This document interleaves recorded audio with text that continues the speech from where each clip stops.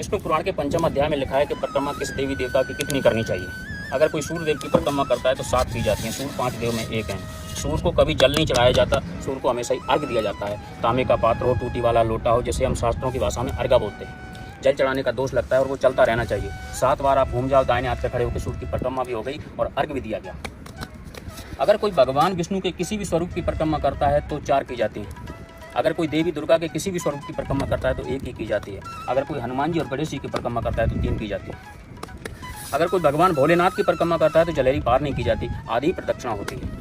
और हमारे यहाँ देवी देवताओं की नहीं, पेड़ पौधों की परिक्रमा होती है। अगर कोई पीपल, आंवला और तुलसी की पूर्ण प्रदक्षिणा करता है तो 108 की जाती है। 7, 5, 11 करे वो अलग विषय है। तो शनिदेव की अगर कोई परिक्रमा करता है तो 7 की जाती है। गौ माता की कोई परिक्रमा करता है तो 9 की जाती है, श्रृंगार करके।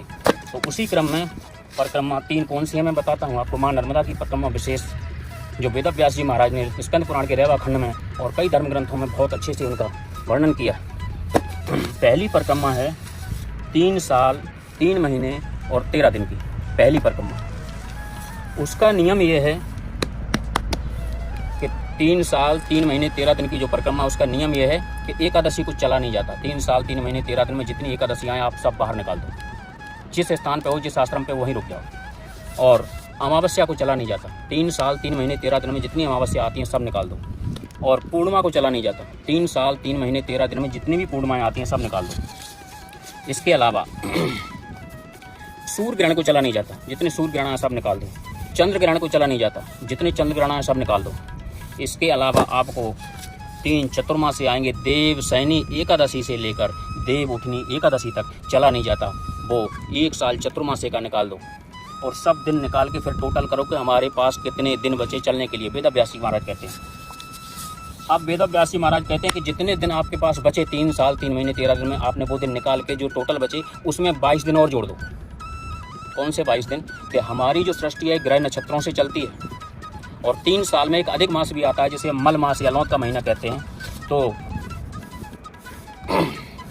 हमारी जो सृष्टि है वो ग्रह नक्षत्रों से चलती है। वो अधिक मास जो होता है तो उसमें जो दूसरा महीना होता है वो कभी 30 दिन का नहीं होता। इसलिए हमारे साधु संत धर्म ग्रंथों ने वो 22 दिन पकड़े और उसमें डाल दिए।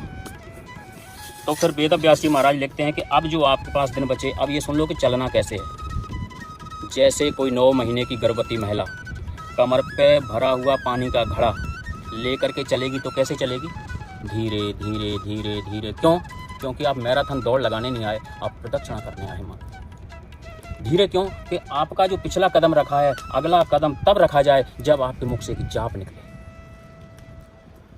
तो वो महिला कितना चलेगी एक दिन में? वेद व्यासी महाराज ने टारगेट दिया कि सूर्योदय से पहले नहीं चलना, परिक्रमा का नियम, सूर्यास्त के बाद नहीं चलना।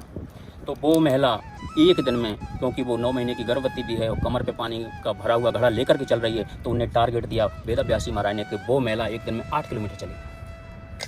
जब 8 किलोमीटर से भाग दिया गया, जो दिनों का टोटल मैंने बताया आपको, तो वो परिक्रमा 3 साल 3 महीने 13 दिन में पूर्ण हो जाती है, हमारे ऋषि मुनियों के सूत्र। अब इसके अलावा जो दूसरे नंबर पे है वो है जलहरी परिक्रमा। जलहरी परिक्रमा का विशेष नियम कि जो 3 साल वाली परिक्रमा है वो आप कहीं से दक्षिण तट से उठा सकते हो, उत्तर तट से नहीं, दक्षिण तट से कहीं से उठा सकते हो। और जलहरी परिक्रमा है वो अमरकंटक से ही उठाई जाती है। जैसे भगवान भोलेनाथ की जलहरी पार नहीं करते, आप अमरकंटक से चलो, रत्ना सागर तक जाओ, समुद्र तक जाओ और समुद्र आपको पार नहीं करना।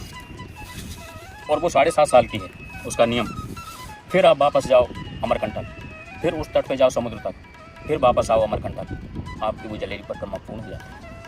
अब जो तीसरे नंबर की परिक्रमा है, मतलब उसमें समुद्र को क्रॉस नहीं करना पड़ता, क्रॉस नहीं करना, 2 बार घूमना पड़ता है जलहरी परिक्रमा। तो अब जो तीसरे नंबर की परिक्रमा है वो इस दुनिया की ब्रह्मांड की सबसे कठिन परिक्रमा है, क्योंकि जब तीनों परिक्रमाएं करोगे तभी कुबेर का वरदान लागू होगा। कौन सी परिक्रमा? जिसे हम हनुमान परिक्रमा कहते हैं, जिसे हम बंदर कुंडनी परिक्रमा कहते हैं। तो उसका नियम आप सुन लो, बहुत कठिन नियम है। वो लाखों में कोई एक साधु संत करता है।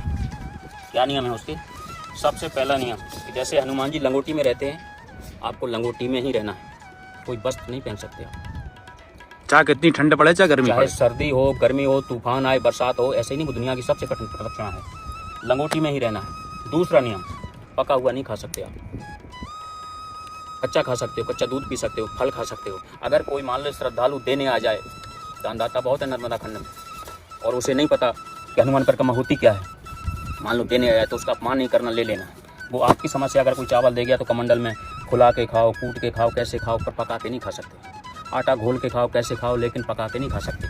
अब अगर आपको ठंड लग रही है तो पेड़ की जो प्राचीन हमारे ऋषि मुनि साधु संत छाल ओढ़ते थे, वो आप छाल ओढ़ सकते हो, कपड़ा नहीं पहन सकते। कपड़ा नहीं पहन सकते। और रहने की जगह बता दूं तो उसमें 2 ही जगह रुका जाता है। किसी आश्रम में नहीं जाया जाता, किसी के घर नहीं जाया जाता, हनुमान परिक्रमा में, हनुमान मंदिर या राम मंदिर में ही रुक सकते हो। और एक विशेष नियम हनुमान परिक्रमा का कि माँ नर्मदा को जगह जगह पार करना होता है उसमें, इसीलिए उसको बंदर कुंदरी नाम दिया गया।